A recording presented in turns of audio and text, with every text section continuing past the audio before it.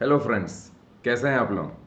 चलिए चालू करते हैं। मेरा नाम पीपी जॉन है और मैं जीपैट का क्वेश्चन पेपर डिस्कशन के लिए आया हूं। मेरा एक सीरीज चल रहा है, सारे फार्माकोग्नोसी क्वेश्चंस को हम लोग सारे जीपैट के हर ईयर वाइज हम लोग सॉल्व कर रहे हैं। और आज मैं जो लेके आया हूं आपके साथ वो लाया हूं जीपैट 2019 के क्वेश्चन। इससे पहले के हैं जो पुराने हैं वो मैंने बहुत सारे फ्री क्लासेस में अनअकैडमी में लिए हुए हैं, बहुत सारे मैंने क्या बोलते हैं यूट्यूब में लिए हुए हैं। तो अभी जो है वहाँ से हम लोग 2019, अब जो मेरे आएंगे सीरीज़ के जो अगले वीडियोस आएंगे वो सब क्या रहेंगे, 18 के, 17 के, 16 के, इस हिसाब से आएंगे।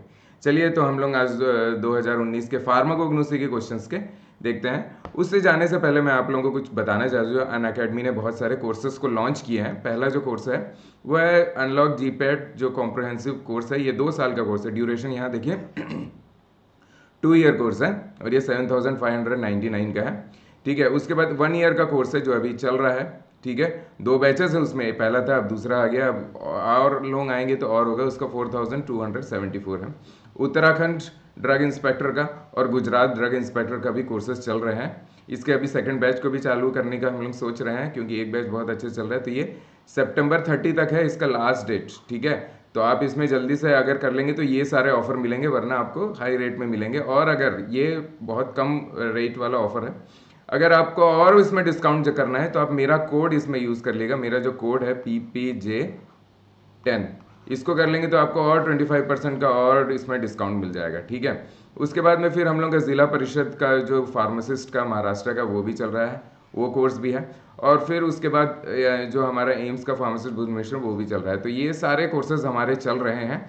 ठीक है, आपको हमारा पढ़ाना अच्छा लग रहा है, हमारे वीडियोस अच्छे लग रहे हैं। बहुत से जो हैं वो हमारे प्लस कोर्सेज में भी हैं जिन्होंने सब्सक्राइब किया हुआ है। आप लोगों को अच्छा लग रहा है, आज के क्वेश्चनेयर्स को देखने के बाद, सॉल्विंग का एक्सप्लेनेशन को देखने के बाद भी अच्छा लग रहा है, तो आप इससे रेकमेंड कर सकते हैं अपने आपके दूसरे फ्रेंड्स को भी जो इसको कर ले। क्योंकि ये जो अमाउंट है ये बहुत मिनिमल हमने लिया है। कोई से भी आप कोर्सेज ज़्यादा देखेंगे इसके 3, 4, 5 टाइम्स रहते हैं। So if you think that our course is better, our explanation, our teaching is better, you can subscribe it and also you can forward it to your friends जो इसको सब्सक्राइब कर सकते हैं और उनको बेनिफिट ही होगा। इसमें हम लोग सारे के सारे फंडामेंटल्स के साथ साथ हम सारे सारे क्वेश्चंस को और आपके सारे कॉम्पिटिटिव एग्जाम्स की तैयारी कराते हैं आपको। सो गो क्विकली फॉर इट। देखिए हमारे जो अनअकैडमी का जो सब्सक्रिप्शन फीचर्स है इसमें क्या क्या है। बहुत सारे सब्सक्रिप्शन फीचर्स हैं जो आपको कहीं पे नहीं मिलेगा। फर्स्ट है unlimited access to live and recorded session. आप अटेंड नहीं कर पाए हैं लाइव, हम लाइव लेते हैं, मैक्सिमम हमारे लाइव होते हैं। आप अटेंड नहीं करें, वो रिकॉर्डेड रहता है, आप उसको कोई भी टाइम में उसको आप वो देख सकते हैं। क्योंकि हमारे जो रिकॉर्डेड वीडियो क्लासेस रहते हैं 24/7 एक्सेस रहती है। ये नहीं कि शाम हो गए, 12 बज गए, 1 बज गए, 2 बज गए आप नहीं देख सकते हैं, नहीं, ऐसा वैसा कुछ नहीं है। आपको हमारे वीडियोस जो हैं, जो भी हम क्लास लेते हैं वो सब रिकॉर्डेड रहते हैं, आप उसको कभी भी एक्सेस कर सकते हैं। ठीक है, access to all batches and courses with 1 subscription. तो आप जितने भी बैचेस हैं आपके, उसमें एक बैच है, अभी 2-3 बैचेस चल रहे हैं हमारे एक ही कोर्स में, तो आप कोई भी बैचेस के कोई भी क्लासेस को आप देख सकते हैं आपका जो सब्सक्रिप्शन उसमें। कॉम्प्रिहेंसिव कोर्स कवरेज, इसकी तो हम गारंटी लेते हैं कि हम आपका सिलेबस को पूरा कंप्लीट कराएंगे। ठीक है, और फिर उसके बाद में जो यूट्यूब सेशन होता है, हम यूट्यूब सेशंस भी लेते हैं। अभी अगर आप देखोगे हमारे बहुत सारे यूट्यूब सेशंस हैं, मैं भी उसमें लेता हूँ। मैं माइक्रोबायोलॉजी लेता हूँ, मैं फार्माकोग्नोसी के टीचर हूँ, मैं माइक्रोबायोलॉजी भी लेता हूँ वहाँ पे। और वहाँ पे भी हम लोग जो फाउंडेशंस को हम लोग क्या करते हैं, क्लियर करते हैं। आपके जितने भी फाउंडेशंस हैं, फर्स्ट सेम, थर्ड सेम के जितने भी फाउंडेशंस हैं उसको सब हम लोग पूरा क्लियर करने की कोशिश करते हैं। फिर हम सीरीज़ होता है हमारा, टेस्ट सीरीज़ होता है। ये टेस्ट सीरीज़ कैसा होता है, हम हर 4 क्लास के बाद एक हमारा ये सीरीज़ लेते हैं। हर संडे को हमारी टेस्ट सीरीज़ चलती है और उसके बीच में हमारा रेगुलर डाउट सॉल्विंग सेशंस भी चलते हैं हर 4 क्लास के बाद में। After every 4 class we take a doubt clearing session. वहाँ पे आप सिर्फ डाउट्स के बारे में होता है। ठीक है, तो वहाँ आप कर सकते हैं। और हर संडे को जो आपकी छुट्टियों के दिन रहते हैं वहाँ पे हम टेस्ट सीरीज़ करते हैं। और वो जो टेस्ट क्वेश्चंस रहते हैं वो हमारे खुद के बनाए हुए रहते हैं, न्यू क्वेश्चंस रहते हैं। आपने बहुत सारे इधर उधर से क्वेश्चंस देखे होंगे। ठीक है, ये हमारे न्यू क्वेश्चंस रहते हैं। ठीक है, और जो जीपैट के क्वेश्चंस आए हुए हैं वो तो हम ऑलरेडी सॉल्व करें, जैसे अभी मैं आपके साथ में एक सेशन ले रहा हूँ। ठीक है, ये है। और उसके बाद इन डेप्थ नोट्स और डिजिटल फॉर्मेट वो भी सब आपको मिलते हैं। Everything will be covered in it. So ये एक क्या आपको कहा जाए तो एक कॉम्प्रिहेंसिव है और एक इंक्लूसिव है। Everything is included in this courses. ठीक है, तो इसको आप देख लीजिए। हमारा यूट्यूब भी है, यूट्यूब के बारे में मैंने ऑलरेडी आपको बता दिया कि यूट्यूब का वो चलता है let's crack GPAT and pharm exam करके है। तो उसमें आप जा सकते हैं और जाने के बाद वहाँ पे आप देख सकते हैं हमारे सारे फाउंडेशन कोर्सेज के बारे में और फ्री क्लासेस के सब के बारे में वहाँ पे इन्फॉर्मेशन है। तो ये जो कोड है आप इसको स्कैन करिए और स्कैन करने के बाद डायरेक्ट आप उसमें जा सकते हैं। हमारे टेलीग्राम का भी ग्रुप है जहाँ पे भी डिस्कशंस चलते हैं। सो ओवरऑल आपको कहा जाए तो आप कहीं हर एरिया से आपको इनके बारे में इंफॉर्मेशन मिलता है। तो आपको अगर लगता है आज के क्लास अटेंड करने की ये अच्छा था, आपको हेल्पफुल था, then you can subscribe it and also you can recommend to others in your college, in your group, in your locality to subscribe this one, okay? Because the rates are very nominal. You can compare with any coaching center or any place where these kind of courses are run. वहाँ आप कहीं पे भी देख लीजिए, ये बहुत है। आप कहीं कोई शॉपिंग के लिए चले जाएंगे तो इतना पैसा खर्च हो जाता है, और वो पैसे हम 2 साल के लिए आपको पढ़ा रहे हैं, ठीक है? तो चलिए हम फर्स्ट क्वेश्चन के ऊपर में जाते हैं। जो फर्स्ट क्वेश्चन है हमारा, amylopectin A component of starch gives dash colour, which colour? तो कलर के जो ऑप्शन है, नो कलर, ग्रीन कलर और ब्लू कलर और रेड पल्पर। तो ये जो स्टार्च से जो क्वेश्चंस आते हैं ना, ये बहुत व्हाट वी से कॉमन क्वेश्चंस है, डीप आते हैं थोड़े बहुत क्वेश्चन, तो हम लोग इसको देखना जरूरी है, ठीक है? तो इसका जो आंसर है, what is the answer? Yes, the answer is red purple colour, ठीक है? अब अमाइलोपेक्टिन जो स्टार्च का एक कंपोनेंट है, एक इंपॉर्टेंट कंपोनेंट है, वो रेड पर्पल कलर देता है। लेकिन जब हम स्टार्च को लेते हैं और स्टार्च का जब हम लोग टेस्ट करते हैं उस टाइम में हम लोग देखते हैं तो ब्लू कलर रहता है। अब क्या है इसके पीछे में, चलिए हम लोग चलते हैं, ठीक है? सबसे पहले हम लोग इसके स्ट्रक्चर के पीछे में जाते हैं। जो हमारा जो स्टार्च बना हुआ था, starch is composed of one linear chain component which is called as amylose. अब देखिए इसका स्ट्रक्चर है। सो here they are made up of amylose are joined by alpha 1,4 linkages, okay so इस तरीके से इसका लीनियर स्ट्रक्चर होता है। अब दूसरा देखिए हमारे पास अमाइलोपेक्टिन है, वी हैव एन अमाइलोपेक्टिन, और यहाँ पे देखिए ये क्या होता है, अल्फा 1,4 लिंकेजेस से यहाँ पे लिंकेज होते हैं इनके, ठीक है? In case of our amylopectin, okay, and in case of here where the branching is happening, देखिए here there is a difference, here the branching with blue colour it is shown, here what is happening, a branching is happening. तो ये थोड़ा सा amylopectin थोड़ा different होता है, और ये जो ब्रांचिंग होते हैं बीटा 1,6 लिंकेजेस के कारण होते हैं, ठीक है? तो ये जो है इन दोनों से मिलके बना हुआ रहता है हमारा स्टार्च, ठीक है? It is made up of amylose and amylopectin. Again I am repeating, amylose is a linear one, non-branched or unbranched, but our amylopectin is branched with beta 1,6 linkages, okay? So now we will come to the explanation, okay, why it is happening and what it is happening. So every point will be covered in this, because for one question, एक question के लिए हमें बहुत मेहनत करनी पड़ती है, ठीक है? तो चलिए देखते हैं हम लोग क्या है, एक्सप्लेनेशन क्या बता रहा है कि क्यों है इसका जो पर्पल कलर क्यों आ रहा है। Starch granule usually composed of 2 carbohydrates, एक है अमाइलोपेक्टिन जिसको हम अल्फा अमाइलोस कहते हैं, और दूसरा जो होता है उसको हम अमाइलोस कहते हैं, या इसे हम बीटा अमाइलोस कहते हैं। तो अपने उसके लिए हमने इसे बीटा अमाइलोस के फॉर्म में हम लोग इसको कहेंगे, जिसे हम अमाइलोस कहते हैं, ठीक है? और अल्फा अमाइलोस को हम अमाइलोपेक्टिन के नाम से ही जानेंगे। The former constitute 80% of the starch, ठीक है? तो फॉर्मर जो है अल्फा अमाइलोस जो है वो करता है 80% कवर करता है हमारे स्टार्च को। अब देखते हैं हमारे बीटा अमाइलोस का क्या है कंसिस्टेंसी, क्या है इसका नेचर क्या है। It essentially consist of a linear chain, ठीक है? ये लीनियर चेन होता है and they have helical structure, helical structure था, घूम घूम के आया है, आपने देखा होगा, ठीक है? And each turn comprise of 6 glucosyl unit, ठीक है? एक टर्न में, एक हेलिकल स्ट्रक्चर में 6 ग्लूकोस यूनिट या ग्लूकोसाइल यूनिट्स रहते हैं। अपोजिट, जस्ट अपोजिट जो है हमारा अमाइलोपेक्टिन है, ठीक है? कन्वर्सली अमाइलोपेक्टिन क्या रहता है, amylopectin is a branched structure. ये क्या होता है, ब्रांच स्ट्रक्चर होता है, और these difference give the two substance different properties. ये ब्रांचिंग के कारण इनके प्रॉपर्टीज डिफरेंट होते हैं, ठीक है? इनमें जो ग्लूकोज यूनिट्स जो जुड़े हुए रहते हैं 1,4 लिंकेजेस से होते हैं जो अमाइलोज में रहते हैं, लेकिन अमाइलोपेक्टिन में 1,4 के साथ में 1,6 जो ब्रांच हो जाता है, तो इस कारण ये ब्रांचिंग कारण इसके जो कैरेक्टर्स होते हैं बहुत डिफरेंट होते हैं, ठीक है? चलिए अगेन हम लोग जाते हैं अमाइलोज के पीछे में जाते हैं। देखिए तीसरे पॉइंट को हम कवर करते हैं। अमाइलोज जो है वाटर सॉल्युबल रहता है, और वाटर सॉल्युबल रहता है, और ये अनस्टेबल सॉल्यूशन रहता है, विच इरिवर्सिबली कभी कभी ये प्रेसिपिटेट हो जाते हैं। इरिवर्सिबल प्रेसिपिटेट मीन्स आप इसको अगर हीट वीट कर लेंगे तो ये प्रेसिपिटेट हो जाता है, फिर आप इसको कूल करें तो ये रिवर्सिबल नहीं होता है, तो इरिवर्सिबल प्रेसिपिटेट्स बनाते हैं। और जो डीप ब्लू कलर बनता है ना, जो डीप ब्लू कलर जब हम इसमें स्टार्च में आयोडीन को डालते हैं, व्हेन आयोडीन सोल्यूशन में, तो ये जो डीप ब्लू कलर आता है वो अमाइलोस के कारण आता है। ठीक है, हमने बताया दोनों के फिजिकल प्रॉपर्टीज थोड़ी डिफरेंट है, वो फिजिकल प्रॉपर्टीज डिफरेंट होने के कारण उनके केमिकल प्रॉपर्टीज में भी बहुत कुछ डिफरेंट आता है। ठीक है, तो इन विच आयोडीन इज ट्रैप्ड, आयोडीन जो रहता है वो इसके ट्रैप्ड हो जाता है, इसके इंक्लूसिव कॉम्प्लेक्स के बीच में, ये अमाइलेज जो हेलिक्स है इसके बीच में ये क्या होते हैं, ये लोग ट्रैप हो जाते हैं। ठीक है, ये जो हेलिक्स स्ट्रक्चर है इसमें ये लोग ट्रैप हो जाते हैं, ये होता है, ये जो डीप ब्लू कलर होता है, तो जो आयोडीन है it gets trap into the amylase helix है, उसमें जाके ये फंस जाते हैं, तो वो डीप ब्लू कलर हम लोग को दिखाई देता है। ठीक है, अभी हम लोग अमाइलेज का ही देख रहे हैं। ठीक है, इसकी इतनी स्ट्रांग इन्फिनिटी होती है ना अमाइलेज की, अमाइलेज के आयोडीन के साथ इतनी स्ट्रांग होती है कि अपने वेट के हिसाब से एक 19% एक्स्ट्रा आयोडीन को ले सकता है। ठीक है, अगर एक किलो है तो ये 100 ग्राम है इसके पास में, अगर जो अमाइलेज से 100 ग्राम है तो उसमें 19 ग्राम को आयोडीन को वो एंट्रैप कर सकता है।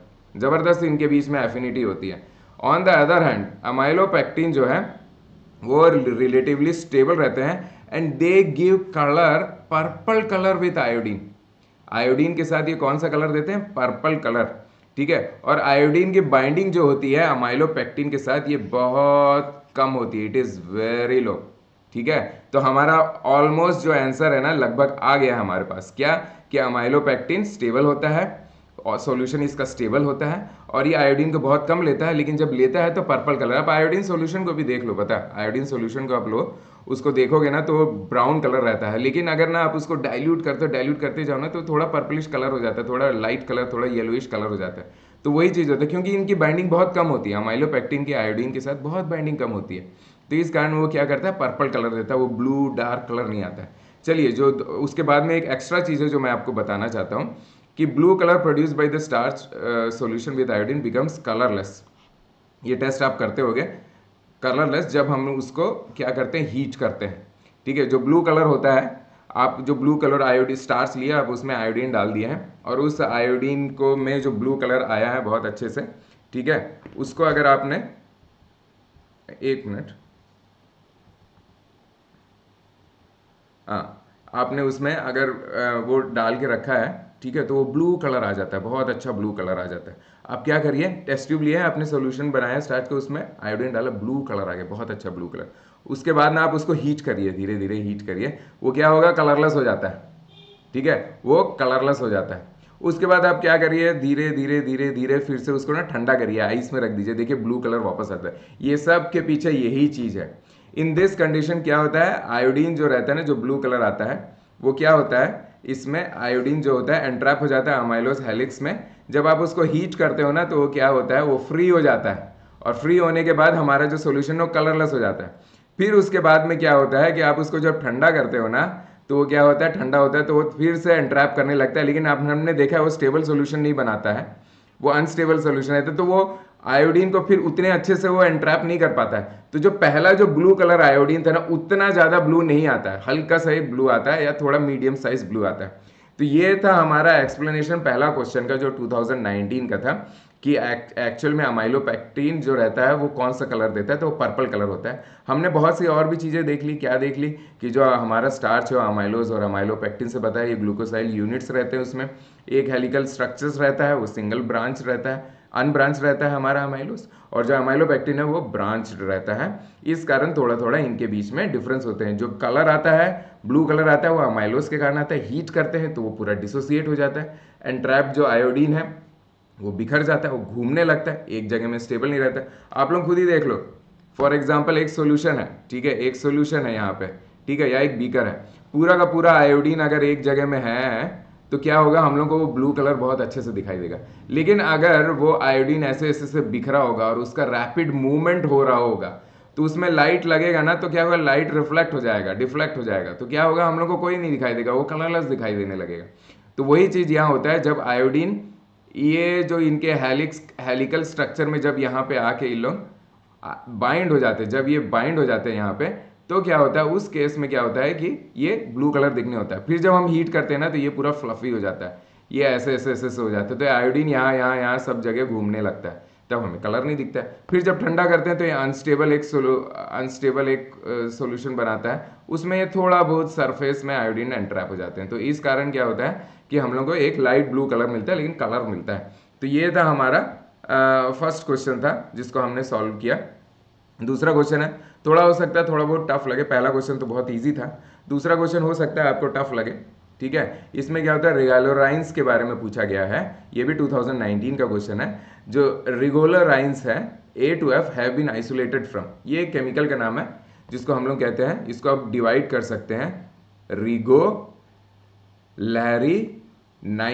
ठीक है, 3 में कर दो, रिगोलैरिनाइंस कहते हैं, A2F इसको कहते हैं, हैव बीन आइसोलेटेड। कौन से ड्रग्स है, विरेट्रम्स, आरिका, एकोनाइट या फिर कुर्ची? क्या होगा इसका आंसर? अरेका किसको कहते हैं, सुपारी को कहते हैं अरेका।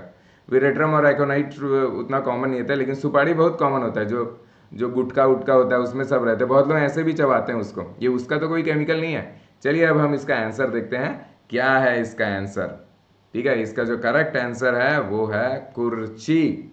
ठीक है, कुर्ची का कंपाउंड के नाम है रिगोलोराइनाइंस। ठीक है, तो रिगोलोराइनाइंस देख लेंगे, देखने से, स्ट्रक्चर देखने से, कभी कभी नाम देखने से लगता है कि हो सकता है वेरेट्रम का, लेकिन ये वेरेट्रम नहीं है, veratrum is a wrong answer, incorrect answer. ये देखिए इनकरेक्ट लिखा है, areca is also incorrect and एकोनाइट is also an incorrect answer. Okay, तो अब हम इसके एक्सप्लेनेशन देखते हैं कि कुर्ची क्यों है इसका। चलिए इसका स्ट्रक्चर देखते हैं। The stem bark of holarrhena anti dysenterica. ठीक है, एंटी डिसेंट्रिका के लिए हम लोग, ये डिसेंट्री हो जाता है, डायरिया हो जाता है, उसके लिए हम ये कुर्ची यूज करते थे पहले, अभी तो बहुत सारे एंटी माइक्रोबियल्स आ गए, तो अब हमें तो ज़्यादा दिक्कत नहीं होती उससे, पहले ये था बहुत कड़वा भी होता था। Contains numerous steroidal type alkaloids. Steroidal type alkaloid देखिए, steroidal structure A B C and D, और उसके एंड में थर्ड पोजीशन में, यहाँ 17 पोजीशन में क्या लग रहा है हमारे, नाइट्रोजन इज देयर। सो ये कौन सा है, एक टाइप का स्टेरॉयडल एल्कोलॉइड है। ठीक है, और ये नाइट्रोजन इज आउटसाइड, सो हम इसको क्या कह सकते हैं, प्रोटो एल्कोलॉइड्स। ठीक है, प्रोटो एल्कोलॉइड्स। अगेन मैं हर जगह में ये आके हर सबको बताता रहता हूँ कि ये जो एल्कोलॉइड्स हैं इनमें कौन से टाइप के एल्कोलॉइड है, ट्रू एल्कोलॉइड है, स्यूडो एल्कोलॉइड है, प्रोटो एल्कोलॉइड है। तो ये सब हर बार, ये एक एग्जांपल होगा हमारे प्रोटो एल्कोलॉइड का, क्योंकि जो नाइट्रोजन है वो हमारे रिंग स्ट्रक्चर में नहीं है, there is no heterocyclicity here. Okay, so इस कारण हम इनको क्या कहते हैं, स्टेरॉयडल कहते हैं। और ये जो स्टेरॉयड जो न्यूक्लियस है, ये कहाँ से आया होगा, ये मेवालोनिक एसिड पाथवे से आया होगा, मेवालोनिक एसिड पाथवे से ये निकल के आया, और उसमें इंक्लूजन ये नाइट्रोजन का हुआ। अभी नाइट्रोजन किसी अमाइनो एसिड से, एरोमेटिक अमाइनो, ये अभी हम नहीं कह सकते हैं इसमें। ठीक है, तो बहुत सारे जो दूसरे और टाइप के स्टेरॉयडल एल्कोलॉइड्स हैं उनके नाम से कोनेसिन है, नॉरकोनेसिन है, आइसोकोनेसिन है और कुर्चीन है। Recently, 19 scientists isolated 6 new steroidal alkaloids named rigolarainins। ठीक है, इसको रिगोलराइनाइंस कहते हैं, A2F। तो ये न्यूएस्ट है। आजकल बहुत बार ना ऐसे देखा गया है कि इन लोग क्या करते हैं, बहुत बार इन लोग का न्यू जो इन्वेंशंस हो रहे हैं, न्यू जो डिस्कवरीज हो रहे हैं, उसके बारे में थोड़ा ज़्यादा पूछा जाता है। तो ये जो कुर्ची का है, ये सेम, ये थोड़ी न्यू है क्योंकि 1988 में लिखा है, उतना न्यू नहीं है, but still in terms of other plants it is very new. So इस कारण क्या है, इसको ये नाम है, इसका स्ट्रक्चर आप अच्छे से देख लीजिएगा, भूलिएगा मत इसको। तो हम रिगोलराइनाइंस को, अब हम लोग आगे बढ़ते हैं, इससे अगले क्वेश्चन के पीछे में जाते हैं। ये देखिए, ये क्वेश्चन बहुत सिंपल है। पंजेंसी किसके कारण, पंजेंसी क्या होता है, तीखापन, तीखापन या मिर्ची कह सकते हो इनडायरेक्टली आप, तीखापन of zingiber official. Zingiber official means ginger. ठीक है, ये तो इजीली पता होगा आप लोग, आप ये कॉम्पिटिटिव एग्जाम्स की तैयारी कर रहे हैं तो ये पता होगा। राइजोम, राइजोम किसका मॉडिफिकेशन होता है, whose modification is rhizome, root का कि स्टेम का? ये तो बेसिक है, थोड़ा सा क्वेश्चन सॉल्विंग है, लेकिन उसके बीच में मैं आपको आंसर्स भी बता रहा हूँ। ये किसका मॉडिफिकेशन है राइजोम, रूट का है कि स्टेम का है? जमीन में होता है राइजोम की जमीन के ऊपर रहता है, मिट्टी के नीचे रहता है, मिट्टी के ऊपर रहता है, कहाँ रहता है? चलिए बताइए जी। ठीक है, ये क्या होता है, ये स्टेम का मॉडिफिकेशन होता है, लेकिन ये क्या जमीन के नीचे चले जाता है, लेकिन स्टेम के प्रॉपर्टीज को ये फॉलो करता है। इसके कुछ माइक्रोस्कोपिक क्वेश्चंस भी आए हैं। ठीक है, not only in GPAT but it has come in various PSC exams also. तो PSC एग्जाम्स में भी इनके बारे में बहुत सारे क्वेश्चंस आए हैं। चलिए तो हम लोग इसको और अच्छे से देखेंगे और बाकी देखेंगे। तो इसमें जो क्वेश्चन अभी जो क्वेश्चन है वो किस चीज़ का क्वेश्चन है? क्वेश्चन है कि हमारा जो पंजसी जो तीखापन है और जो मिर्च जो लगता है जब हम लोग खाते हैं अदरक को, तो वो किसके कारण होता है? इस पहला ऑप्शन है सिट्रल, दूसरा ऑप्शन है जिंजरॉल, तीसरा ऑप्शन है कोमिफोरिक एसिड या फिर जिंजरल। ये है, देखिए थोड़ा सा डिफरेंस है, एक ऑल है यहाँ पे, एक क्या हो गया आंसर? ये उतना डिफिकल्ट तो मुझे लगता नहीं है। ठीक है, करेक्ट आंसर क्या है? जिंजरॉल। ठीक है, तो हम इसे जिंजरॉल है इसका मेन जो पंजेंसी है। अब और इसका दूसरा स्मेल किसके कारण है या उसके दूसरे यूजफुलनेस किसके कारण है, ये अब हम देखेंगे। सामने में आ गया हमारा एक्सप्लेनेशन। तो ये जिंजरॉल कौन से में आता है? 6 हो गया, 7, 8, 9, 10, 11, 12, 13, 14, 15। कौन सा टर्पीन में लाएंगे हम इसे? विच टाइप ऑफ ऑल है तो OH ग्रुप तो है, ठीक है, कीटोनिक ग्रुप भी है, सब है इसमें, लेकिन ये कौन से टाइप का टर्पीन है? Which type of terpene it is? Terpenoid बोलेंगे क्योंकि O लगा हुआ है। कौन सा है? मोनो है या सेस्क्वी है? कौन से टाइप का है ये टर्पीन? या फिर ये डाइटर्पीन का एग्जाम्पल है? मैंने गिन दिया 15 है इसमें, 15। अगर 15 है तो कौन सा होगा ये?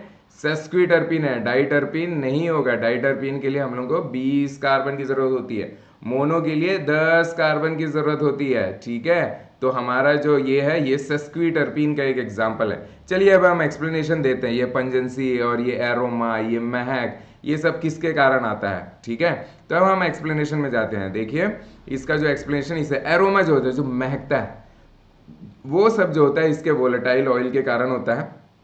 ठीक है, जो जो वोलेटाइल ऑयल्स इसमें फ्रेग्रेंट प्रिंसिपल्स होते हैं उसके कारण। लेकिन जो पंजेंसी है और जो फार्माकोलॉजिकल एक्शन ये प्रोड्यूस करता है are excited by the phenolic, जो इसके फेनोलिक, ये आपका फेनोलिक है, ये फेनोलिक कीटोन्स के कारण प्रोड्यूस होता है। Okay, phenolic ketones of the oleoresin. Ginger को हम लोग वोलेटाइल ओलियोरेजिन कहते हैं क्योंकि ये रेजिन की क्लास में है, लेकिन इसमें वोलेटाइल ऑयल भी रहते हैं। ठीक है, isomeric terpenic aldehydes like geranial and citral gives the delicate and lemony aroma. जो इसका एरोमा आता है वो सिट्रल के कारण आता है और जिरेनियल के कारण आता है।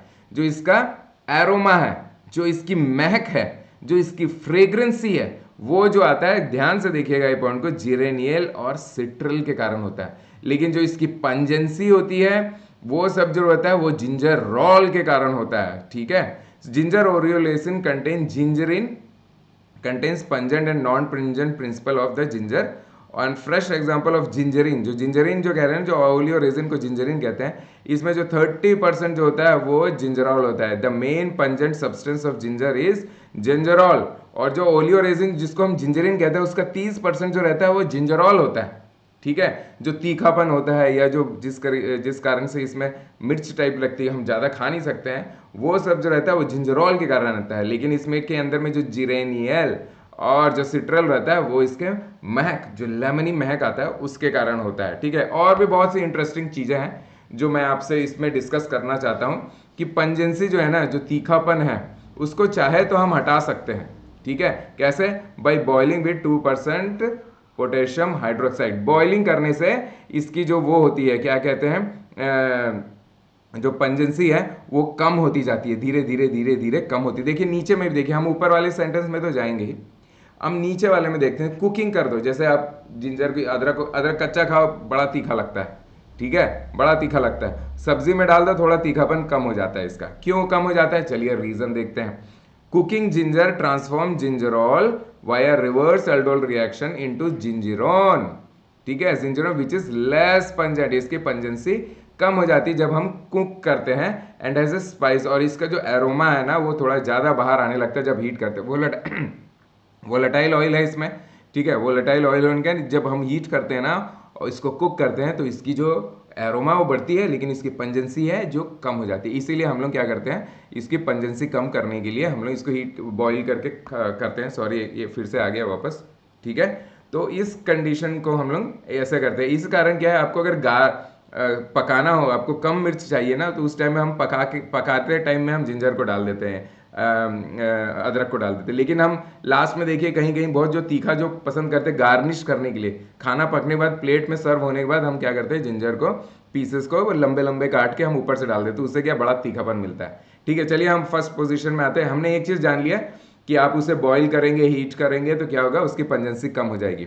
एकदम पंजेंसी को खत्म करना, डिस्ट्रॉय करना, डिस्ट्रॉय मीन्स पूरी तरीके से खत्म, नो पंजेंसी। तो क्या करो, आप 2% पोटेशियम हाइड्रोक्साइड के साथ इसे बॉईल कर दो, सब उड़ जाएगा, इसका कोई भी पंजेंसी नहीं रहेगा। Pungency is also, zingerone is also pungent but possesses in addition a sweet odour, उसमें एक स्वीट ऑर्डर भी रहता है जिंजरोन में। ठीक है, जिंजरोन का मेन हम लोग का जो है वो जिंजरोल है, जो है जिंजरोल प्रॉपरली इसको हम लोग 6 जिंजरोल कहते हैं, is a phenolic phytochemical compound found in fresh ginger that activates spice receptor on the tongue, जो टंग का जो स्पाइस रिसेप्टर है उसको ये लोग एक्टिवेट करते हैं। चलिए अब और चीज़ें भी देखते हैं इसका। इसके अंदर में पंजेंट येलो ऑयल रहता है, found as pungent ginger rhizome में, और इसकी लो मेल्टिंग पॉइंट और क्रिस्टलाइन रहती है ये। ठीक है, this chemical compound is found on all the members of zingiberaceae family में, सब में ये पंजेंट येलो ऑयल और ये जो राइजोम में जो येलो ऑयल रहता है और जो लो मेल्टिंग पॉइंट इसके क्रिस्टलाइन सॉलिड रहते हैं, सब में रहते हैं। और and in high concentration in the grains of paradise as well as paradise ginger और अफ्रीकन जिंजर के बीच में ये बहुत ज़्यादा रहता है। अब और एक चीज़ रहती है, एक आखिरी चीज़ हम लोग देखते हैं। जब हम लोग ना जिंजर को, व्हेन जिंजर इज ड्राइड और माइल्डली, जब जिंजर को हम सुखाते हैं, सुखाने के बाद जिंजर को हम लोग क्या कहते हैं पता है, सौंठ कहते हैं, सौंठ। ठीक है, तो सौंठ आ जाता है। सौंठ जो रहता है ना बहुत ज़्यादा मिर्च रहता है। क्यों मिर्च रहता है, चलिए देखते हैं। और हल्का धीमा से बस हल्का गर्म करें, बॉइलिंग वॉइलिंग का नहीं कह रहा हूँ। इसमें जो कुकिंग करते हैं या बॉइलिंग करते हैं बहुत ज़्यादा हीट करते हैं, जब माइल्डली हम हीट करते हैं ना तो gingerol undergoes dehydration reaction forming shogaol which are twice as pungent as gingerol. ये शैगोल सब कहाँ मिलता है, मिर्च में मिलता है, चिली में, कैप्सिकम में ये शैगोल मिलता है। तो क्या होता है ना कि जो हम लोग का जिंजरोल है, अब इसको सुखाते हैं ना तो ये क्या शैगोल में चेंज हो जाता है, या हल्का सा भूनते हैं तो ये क्या शैगोल में चेंज हो जाता है, जो इसका डबल मिर्च होता है जिसमें पंजेंसी होता है। इस कारण क्या होता है, जो सौंठ होता है, जो सूखी अदरक रहती है बहुत ज़्यादा मिर्च होता है। तो मेरे ख्याल से मैंने आपको सब कुछ इससे रिलेटेड, जिंजर से रिलेटेड मैंने आपको लगभग सब कुछ बता दिया है। ठीक है, तो अब हम लोग अगले देख लीजिए, फिर से क्वेश्चन चाहिए तो मैं दिखा देता हूँ। सिट्रल का क्या पर्पस है आपने देख लिया, जिंजरल का क्या पर्पस है, जिरेनियोल का क्या पर्पस है, जिंजरोन का क्या पर्पस है, वो सब देख लिया। कोमिफोरिक एसिड तो दूसरे ड्रग में मिलता है, वो देखेंगे जब हम लोग रेजन्स में आएंगे और को। ठीक है, तो ये क्वेश्चन को हमने, ये 2000 सारे के सारे 2019 के हमारे क्वेश्चंस हैं। ठीक है, जो जीपैट में आए हुए हैं उसी का हम सॉल्विंग करें। चलिए अब हम लोग तीसरे क्वेश्चन में चलते हैं। जो नेक्स्ट क्वेश्चन है हमारा, the principal cultivation areas of pyrethrum flowers, principal cultivation areas. ये देखिए, इसका मैं बताना चाहता हूँ। हम लोग मैक्सिमम कॉम्पिटिटिव एग्जाम्स पढ़ते हैं कॉलेज में, तो ठीक है हम कोग्नोसी पढ़ रहे हैं तो ठीक है। जब भी हम लोग कॉम्पिटिटिव एग्जाम्स पढ़ते हैं ना तो जियोग्राफिकल सोर्स, जियोग्राफिकल सोर्स को हम लोग हमेशा छोड़ देते हैं। अब देखिए, ये जो एक क्वेश्चन है ना, ये जियोग्राफिकल सोर्स का क्वेश्चन है। ठीक है, कि इसके ऑप्शंस है श्रीलंका है कि मलेशिया है कि इंडिया है कि ये कीनिया, होता तो ये सब जगह है, लेकिन इसका जो प्रिंसिपल कल्टीवेशन एरिया, मतलब ये सबसे अच्छा और सबसे अच्छा केमिकल कॉन्स्टेंट कहाँ पे मिलता होगा इसमें उगाने के लिए, तो आप कहीं पे भी किसी को भी उगा लो, लेकिन उसमें हम लोग को जो केमिकल कॉन्स्टेंट चाहिए वो तो होना चाहिए ना। उसमें चंदन जो है, कर्नाटक में चंदन का जो पेड़ है, लकड़ी है चंदन, वो कर्नाटक में अगर होती है तो क्या होता है कि उसमें अच्छा महक होता है। अब वो चंदन की लकड़ी उठा के एमपी में या दूसरे जगह में लगाओ ना तो क्या होता है, उतना उसमें महक नहीं होता, उसमें वो सेंट्रोल बोलने का वो जो केमिकल है उसमें आता ही नहीं है। तो ये एक रीजन है कि ज्योग्राफिकल सोर्स बहुत इंपॉर्टेंट है, और अब ज्योग्राफिकल सोर्स के क्वेश्चन आने लगे हुए हैं। इसके बाद एक और क्वेश्चन है जो ज्योग्राफिकल सोर्स से बना हुआ है।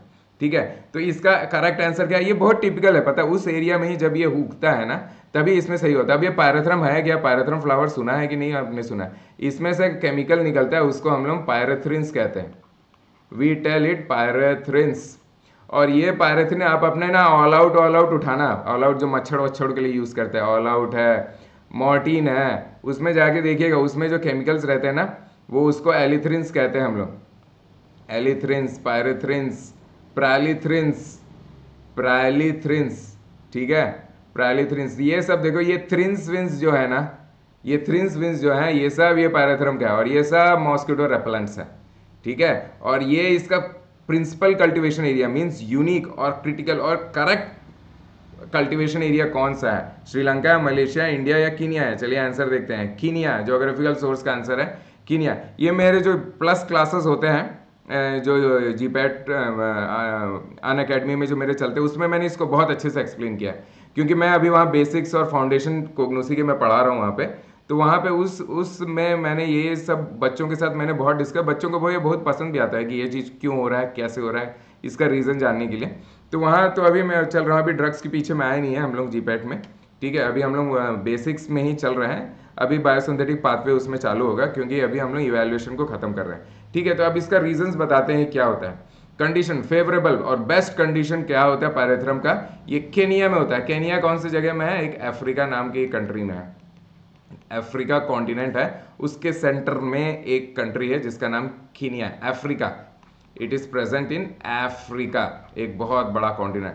एंड प्रोडक्शन और इसके ना जो एल्टीट्यूड है जहाँ इसको उगाते हैं, देख लीजिए थोड़ा हाइट में उगाते हैं, 1900 टू 2700 मीटर के ऊपर में। एवरेज रेनफॉल है, ये भी देखिए रेनफॉल भी थोड़ा ज़्यादा है, ठीक है। रेनफॉल भी थोड़ा, हाइट भी चाहिए, मतलब इसको रेनफॉल भी चाहिए और इसको और भी बहुत सारी चीज़ें चाहिए, ठीक है। एल्टीट्यूड भी इसका बहुत इंपॉर्टेंट है, जो एल्टीट्यूड हमने देखे, और नाइट टेम्परेचर 5 से 15 डिग्री सेल्सियस के बीच में होना चाहिए।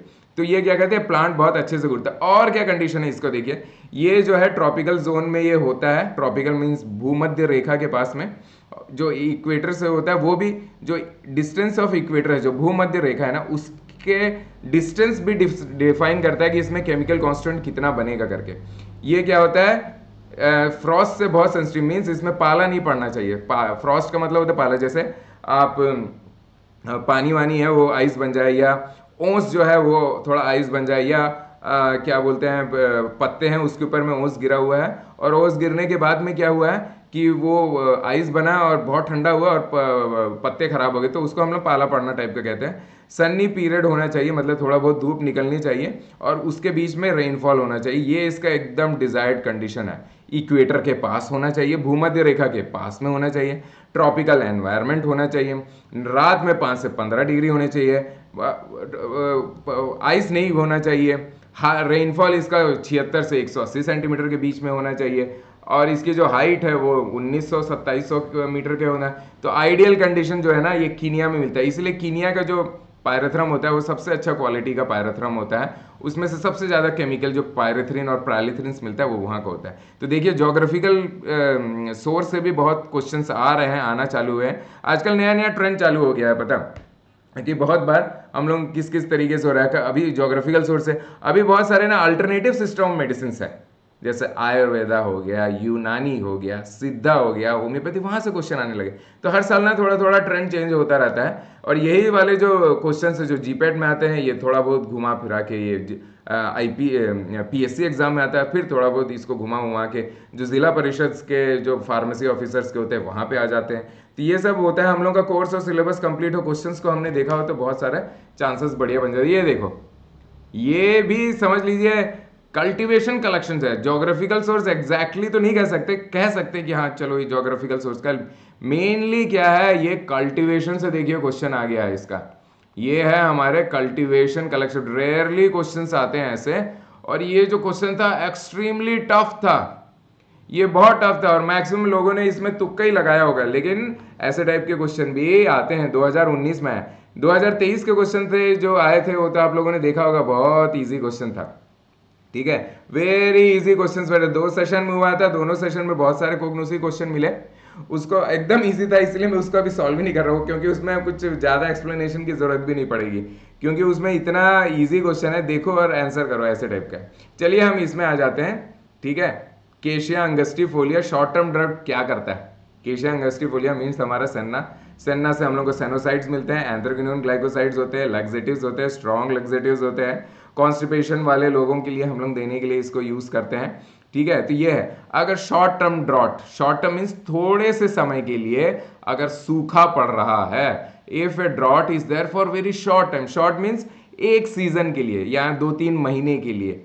एक बारिश के मौसम में अच्छे से नहीं हुआ तो हम उससे तो कह देते हैं अरे सूखा पड़ गया करके, लेकिन वो ठंड में अगर थोड़ा बारिश हो जाता है तो वो ड्रॉट कम हो जाता है, वो सूखा कम हो जाता है। लॉन्ग टर्म ड्रॉट किसे कहते हैं पता है? 1 साल हो गए, 2 साल हो गए, 3 साल हो गए, 5-5 साल तक अगर सूखा पड़ा हुआ है, ढंग से बारिश नहीं हो रही है, तो उसे हमें लॉन्ग टर्म ड्रॉट कहते हैं। प्लांट्स में शॉर्ट टर्म ड्रॉट और लॉन्ग टर्म ड्रॉट का डिफरेंस होता है। जब बहुत लंबा ड्रॉट आता है ना, तो प्लांट अपने आप को उस तरीके से अडेप्ट करते हैं, मॉडिफाई करते हैं। थोड़ा समय के लिए होता है ना, तो उतना ज़्यादा उनमें डिफरेंस नहीं, तो उस टाइम के लिए उन लोग क्या करते हैं, अपने आप को थोड़ा सा चेंज करते हैं, लेकिन सही कंडीशन वापस आ जाता है, नॉर्मल कंडीशन दोबारा वापस आ जाता है, तो क्या करते हैं ना उन लोग फिर अपने पुराने प्रोसेस में चले जाते हैं। लेकिन बहुत डिफरेंस आता है प्लांट्स में जब शॉर्ट टर्म और लॉन्ग टर्म होते हैं। लॉन्ग टर्म जब होते हैं ना, तो प्लांट कमज़ोर हो जाता है, वो हो जाता है, थोड़ा सा नाजुक हो जाता है, डेथ होने के चांसेस, डिजीज होने के चांसेस कम होते हैं, अपने आप को मॉडिफाई ज़्यादा करता है, अभी हम लोग देखेंगे। लेकिन जब शॉर्ट टर्म होता है ना, तो प्लांट अपने आप को बचाने की कोशिश करता है, बहुत सारे एंजाइम्स को रिलीज करता है, जिस कारण प्लांट में बहुत ज़्यादा ग्रोथ होने लगता है और हमारा फाइटोकॉन्स्टिट्यूएंट शायद बढ़ जाते हैं। चलो देखते हैं आंसर क्या है, मैं रीजंस के पीछे में जाऊंगा एक एक करके। देखिए, अगर शॉर्ट टर्म ड्रॉट हो रहा है ना, अगर शॉर्ट टर्म ड्रॉट आ रहा है, थोड़े समय के लिए सूखा आता है, तो सेनोसाइड का कॉन्सेंट्रेशन इंक्रीज हो जाता है, सेनोसाइड का कॉन्सेंट्रेशन। ठीक है, हमारे लिए बहुत बढ़िया आता है। बहुत लोग क्या करते हैं, जो सेना का जो कल्टिवेशन करते हैं ना, तिरुनेलवेली सेना और ये सब सेना जो होता है, डॉग सेना और ये सब सेना, उन लोग क्या करते हैं ना, सॉरी वापस चले, हाँ, उन लोग उसमें क्या होता है कि उन लोग थोड़ी देर के लिए उनको पानी वानी सींचते वींचते नहीं है, तो उनको ऐसा क्रिएट करते हैं कि ड्रॉट आ गया। तो ये सन्ना प्लांट क्या करता है ना, अब ज़्यादा सेनोसाइड्स का, एंथ्राक्विनोन ग्लाइकोसाइड्स को ये लोग सिक्रीट करने लग जाते हैं। तो ये है इसके पीछे का फंडा। ठीक है, डिक्रीज इन कॉन्सेंट्रेशन नहीं होता है, ये है रॉन्ग आंसर, इनकरेक्ट हो गया। देख लीजिए, loss of leaf mass causes loss of leaf mass. Loss होता है लीफ मास का कि नहीं, देखते हैं। थोड़े समय के लिए, बहुत ज्यादा समय के लिए ड्रॉट है, सूखा है, तो लीफ का मास कम हो जाता है, ये पक्की बात है। ठीक है, कॉसेस, और बहुत समय तक चलते रहा ना तो डेथ हो जाता है प्लांट का। लेकिन शॉर्ट टर्म में सिर्फ यही एक आंसर सही बता रहा है। ठीक है, ठीक है, चलिए अब हम एक्सप्लेनेशन में जाते हैं। देखिए यहाँ पे short term decreases, short term drought increases sennoside A B concentration. ठीक है, ये इंक्रीज हो जाता है एक्चुअली में। चलिए हम लोग देखते हैं क्या क्या होता है। देखिए, जब शॉर्ट टर्म होता है ना, drought induce morphological changes had occurred. Long term drought जो होते हैं ना, वो सेनोसाइड के इन्फ्लुएंस को उतना नहीं करते। ये क्या करते हैं, प्लांट के साइज को ही रिड्यूस कर देते हैं, लीफ के बायोमास को ही रिड्यूस करते हैं, 78% तक रिडक्शन कर देते हैं इन लोग, अगर लॉन्ग टर्म ड्रॉट है। केमिकल कॉन्स्टेंट में उतना फर्क नहीं पड़ता है, लेकिन जो प्लांट का साइज, पानी नहीं मिल रहा है तो पत्ते तो छोटे होंगे, पानी नहीं मिल रहा है तो रूट तो कम होंगे, पानी नहीं मिल रहा है तो फ्लावर कम ही होंगे, ये तो पक्का है। पानी नहीं मिल रहा है, स्ट्रोमेटा का वर्क सब कम होगा, लीफ के साइज सब छोटे हो जाएंगे। ये जब होता है जब बहुत ज्यादा सीवियर लॉस हो जाता है लॉन्ग टर्म ड्रॉट में, शॉर्ट, और लेकिन केमिकल कॉन्स्टेंट में उतना ज्यादा फर्क नहीं पड़ता है। ठीक है, ये क्या होता है आपको बताते हैं। शॉर्ट टर्म जो ड्रॉट आता है, शॉर्ट या लॉन्ग उसका नहीं कह रहा हूं, जब ड्रॉट आता है, सूखा पड़ता है, तो क्या होता है ना, प्लांट के ऊपर एक बहुत बड़ा स्ट्रेस आ जाता है, इन्वायरमेंटल स्ट्रेस बनने लगता है इसके ऊपर में। इस कारण क्या होता है, उसमें ना बहुत सारे ऑक्सीडेटिव डैमेजेस आने लगते हैं, उसमें बहुत सारे नुकसान, डैमेज होने लगते हैं। उसमें क्या होता है, फ्री रेडिकल्स या रिएक्टिव ऑक्सीजन स्पीशीज, जिसको आरओएस कहते हैं, वो प्रोड्यूस होने लगता है। और ये जो आरओएस होते हैं ना, जो फ्री रेडिकल्स जो आपको कह रहे हैं, ये क्या क्या करने लगते हैं, ये लिपिड पेरोक्सीडेशन कराने लगते हैं, प्रोटीन का डिग्रेडेशन करने लगते हैं, और न्यूक्लिक एसिड को डैमेज करने लगते हैं। जब हमारा क्या होता है, बहुत ज़्यादा, ये क्या बोलते हैं, जब इसमें ड्रॉट आता है, लंबा या छोटा नहीं, छोटा अगर रहता है, मैंने बोला ये सब जो प्रोसेस है ये क्या होते हैं, हट जाते हैं। लॉन्ग टर्म है तो ये प्रोसेस कंटिन्यूस होते हैं और प्लांट मर जाता है। शॉर्ट टर्म में भी ये चीज होता है। अब ये चीज होने लगते हैं, आरओएस प्रोड्यूस होने लगता है प्लांट में, लिपिड का पेरोक्साइडाइज होता है, लिपिड के प्रोटीन डिग्रेड होने लगता है, न्यूक्लिक एसिड डैमेज हो जाता है। शॉर्ट टर्म में होता है तो क्या होता है, चलिए देखते हैं। जब ये होता है ना, ऐसा टाइप का प्लांट में डिस्ट्रक्शन होने लगता है, डैमेजेस होने लगते हैं, तो क्या करता है ना, प्लांट अपने आप को प्रोटेक्ट करने की कोशिश करता है, एडेप्टेशन चालू करता है। वो क्या करता है, ये फ्री रेडिकल्स जो ऑक्सीजन है, इनको स्कैवेंज करने के लिए, इनको खाने के लिए, इनको खराब करने के लिए, इनको बर्बाद करने के लिए, इन लोग क्या करते हैं, बहुत सारे एंजाइम्स को प्रोड्यूस करते हैं, जैसे super oxide dismutase, catalase, peroxidase, glutathione reductase, polyphenol oxidase और नॉन एंजाइमेटिक एस्कॉर्बिक और ये ग्लूटाथिन, इनको प्रोड्यूस करने लगते हैं। इन लोग क्या करते हैं ना, ये जो ऑक्सीजन रेडिकल्स हैं, इनको इन लोग क्या करते हैं, इनको इन लोग स्कैवेंज करने लगते हैं, इनको इन लोग प्रेसिपिटेट करने लगते हैं, इनको इन लोग अपने पास रखने लगते हैं। तो क्या होता है ना कि ये जाके लिपिड पेरोक्सीडेशन ये सब नहीं करता है। तो ये ड्रॉट के केस में प्लांट ये सब कोशिश करता है, अपने आप को ना अडेप्ट करता है, अपने आप को थोड़ा बचाने की कोशिश करता है, और ये थोड़ा डिफेंस पोजीशन में आ जाता है, और ये थोड़ा अटैकिंग पोजीशन में जाता है, डिफेंस से फिर अटैक में जाता है अपने आप को बचाने के लिए। उस केस में क्या होता है, जब ज्यादा एंजाइम्स बनने लगे हैं, ऑब्वियसली आपके बॉडी में ज्यादा हार्मोन्स और एंजाइम बनेंगे तो क्या होगा, ग्रोथ होगा, बड़े हो जाओगे। तो क्या होता है देखिए, इसके कारण क्या होता है, ये थोड़ा इम्बैलेंस बना ना, इसके कारण क्या होता है, इतने सारे एंजाइम निकले तो प्लांट का ग्रोथ और डेवलपमेंट बढ़ जाता है, प्लांट ज्यादा बढ़ने लगता है, पत्ते बड़े होने लगते हैं, रूट ज्यादा, क्योंकि इन लोग ने क्या किया, पानी मिल नहीं रहा है थोड़े समय के लिए, तो इन लोग अपने आप फ्री रेडिकल बन रहा है, प्लांट को खराब कर रहा है। तो इन लोग क्या करते हैं कि इन लोग एक डिफेंसिव मैकेनिज्म से अटैक करने लगते हैं ये ऑक्सीजन को, और बहुत से एंजाइम्स के, और एंजाइम्स के कारण क्या होता है, प्लांट का ग्रोथ बढ़ जाता है, पत्ते बड़े होने लगते हैं, ठीक है। और फिर क्या होता है, सेकेंडरी मेटाबोलाइट्स इंक्रीज कर जाते हैं, कॉन्सेंट्रेशन इंक्रीज कर जाते हैं, ठीक है। और क्या होता है, इस कारण क्या होता है इंक्रीज, लेकिन सेकेंडरी मेटाबोलाइट जो होते हैं वो ग्रो होते जाते हैं, बढ़ते जाते हैं, सेकेंड, क्योंकि एंजाइम्स हो रहे हैं, प्लांट थोड़ा सा और ग्रो होने लगता है और सेकेंडरी मेटाबोलाइट्स बढ़ जाते हैं। लेकिन ये कंडीशन अगर ज्यादा दिन तक चलता रहा, हायर ड्रॉट स्ट्रेस क्या करता है, ये जो एंटीऑक्सीडेंट एंजाइम्स है जो हमने प्रोड्यूस किया है यहाँ पे, ये वाले जो हैं डिस्म्यूटेस, कैटालेस, पेरोक्सीडेस, ग्लूटाथिन, ये सब जो है इनका कम कर देता है, प्लांट की ग्रोथ रुक जाती है, और प्लांट फिर भी अगर स्ट्रेस डॉट सूखा नहीं गया तो प्लांट सूख जाता है, प्लांट मर जाता है। सारे प्लांट में यही कहानी है। तो यही है इसका फंडा कि अगर थोड़े समय के लिए हमारा सूखा आया हुआ है ना, तो प्लांट अपने आप को अडेप्ट करता है और प्लांट अपने आप को डेवलप करने की कोशिश करता है, ठीक है। और उस डेवलप में अटैक करता है, फ्री रेडिकल जो प्रोड्यूस हो रहे हैं उनको हटाने के लिए एंजाइम्स को अचानक वो प्रोड्यूस करता है थोड़े समय के लिए, और फिर वो एंजाइम्स के कारण प्लांट का ग्रोथ वो थोड़ा बढ़ने लगता है, उसके वाइट जो चीज़ें हैं, और उस कारण वो ना सेकेंडरी मेटाबोलाइट्स को भी ज़्यादा बढ़ाने लगते हैं, ठीक है। इस कारण क्या होता है कि प्लांट में सेकेंडरी मेटाबोलाइट बढ़ने लगते हैं। लेकिन ये जो सूखा बहुत टाइम तक है ना, तो ये एंजाइम्स को ज़्यादा देर तक प्रोड्यूस नहीं कर पाता है प्लांट, और ये जो रेडिकल को, ऑक्सीजन रेडिकल्स का एंटी ऑक्सीडेंट एंजाइम्स है, इनका प्रोडक्शन कम होता है, प्लांट मुरझाता है, फिर मुरझाने के बाद वो दम खत्म हो जाता है, फिर उसके बाद वो सूखता है, पत्ते गिरते हैं और वो फिर पूरी तरीके से सूख जाता है। तो मेरे ख्याल से मैंने ये क्वेश्चन आपको अच्छे से समझाया होगा, ठीक है। फिर सब क्वेश्चंस आ रहे हैं, तो ये जो रिकॉर्डिंग जब आपके पास आएगी यूट्यूब में, तब आप इसमें क्वेश्चन डाल दीजिएगा, हो सकेगा तो मैं वो अप्लाई करूँगा। ये और डीप में मैं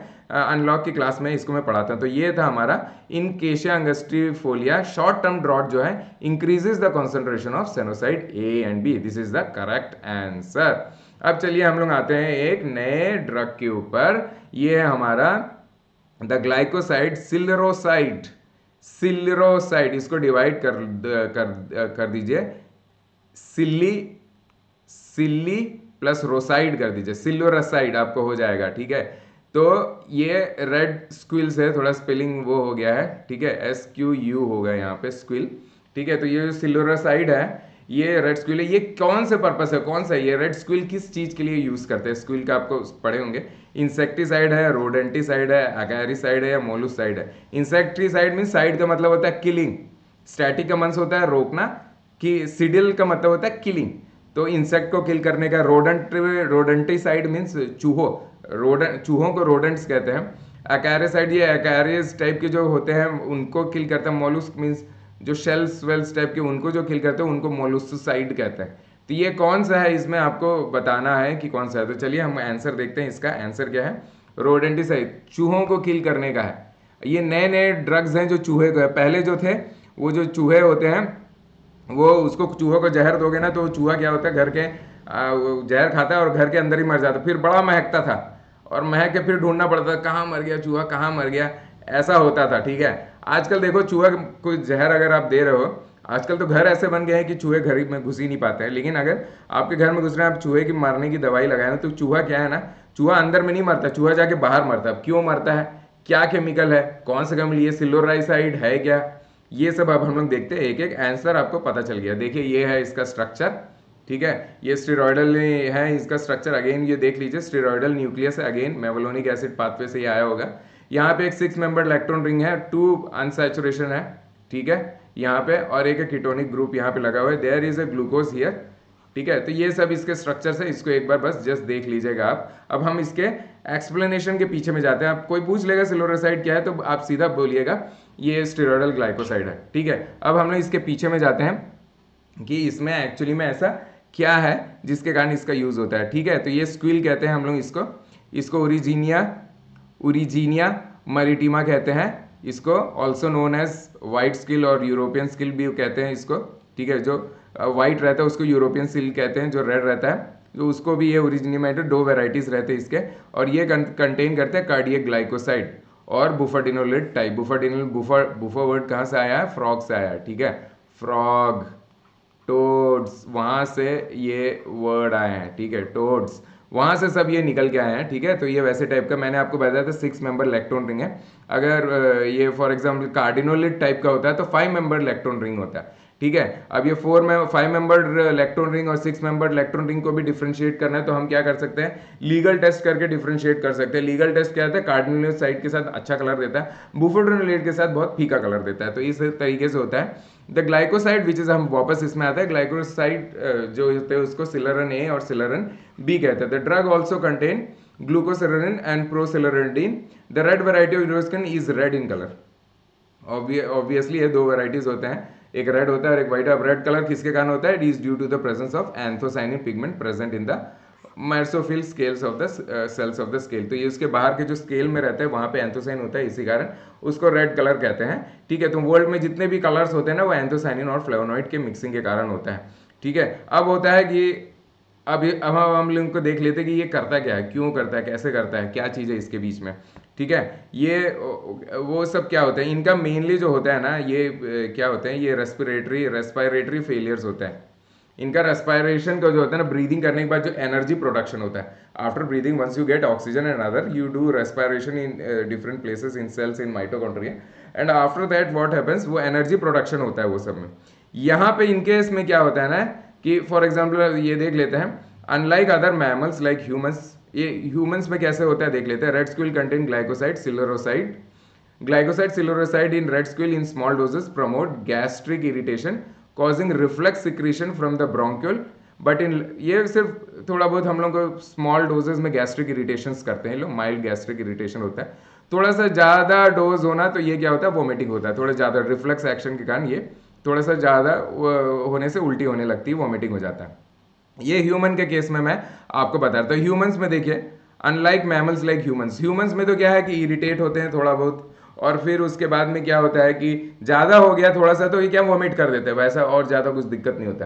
रैट्स के केस में, रोडेंट्स के केस में थोड़ा सा अलग होता है। इनके केस में क्या होता है, इनको ना रीगर्गिगेट मीन्स ऐसे बाहर निकालने, उल्टी करने नहीं हो पाता इन लोगों को, इनको यहाँ होता नहीं है। और ये जो डेथ होता है इनका, ये कन्वर्जेंस होता है, मतलब इनको मिर्गी टाइप का झटका मारता है। और रेस्पिरेटरी फेलियर होता है, मतलब रेस्पिरेशन मतलब इनका क्या होता है, ये ब्रीदिंग अच्छे से नहीं कर पाते हैं, ऑक्सीजन इन्हें मिलता है। घर अंदर बंधा हुआ है, भरा हुआ है, एसी वेसी नहीं लगा है, तो क्या होता है घर के अंदर में ऑक्सीजन थोड़ा सा कम रहता है, क्योंकि खिड़की दरवाजे आप सोते टाइम में तो बंद करके रखे हुए। तो इस कंडीशन में क्या होता है, ऐसे करते हैं तो हम लोग में क्या होता है कि इसको ऑक्सीजन नहीं मिलता है। तो चूहा को ये तो पता है कि बाहर में ज़्यादा ऑक्सीजन मिलेगा, बाहर में खुला रहेगा, तो वो क्या करता है, जैसे इसको ब्रीदिंग करने में और इसका रेस्पिरेशन फेलियर वगैरह होता है, स्केलेटल मसल्स इसके ब्लॉक होने लगते हैं, तो ये क्या करता है, ब्रीदिंग के लिए स्केलेटल मसल्स की जरूरत होता है ना यहाँ पे, तो ये क्या करता है, भागता है बाहर, और बाहर जाता है और वहां मर जाता है। तो आजकल का फंडा यही है, पता, ठीक है। तो मेरे ख्याल से मैंने आपको ये सिलरन के रिलेटेड और सिलरोसाइड्स के रिलेटेड, स्क्विल के रिलेटेड, ये रेड और व्हाइट स्क्विल के रिलेटेड मेरे को जितना आपको जानना था उससे ज़्यादा मैंने आपको बता दिया। चलिए अब हम लोग अगले क्वेश्चन के पीछे में जाते हैं कि अगला क्वेश्चन, एक मिनट,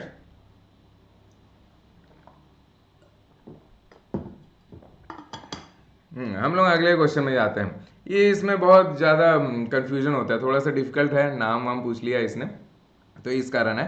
तो चलिए हम लोग देखते हैं अगला क्वेश्चन क्या है। शेलैक, नाम तो सुना ही होगा आप लोगों ने शेलैक का, सूटेक्स में देखा होगा, एंटरिक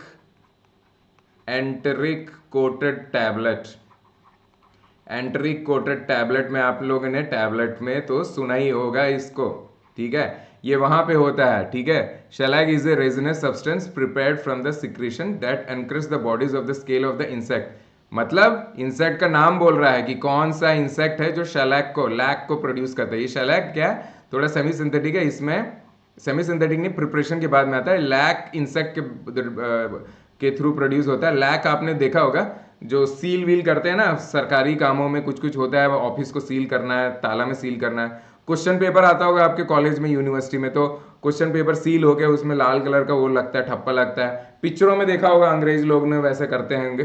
तो वही जो लैक है, वही लैक से ये शेलैक बना रहता है। अब शेलैक क्या है, लैक क्या है, ये हम लोग सब एक एक करके देखेंगे, ठीक है।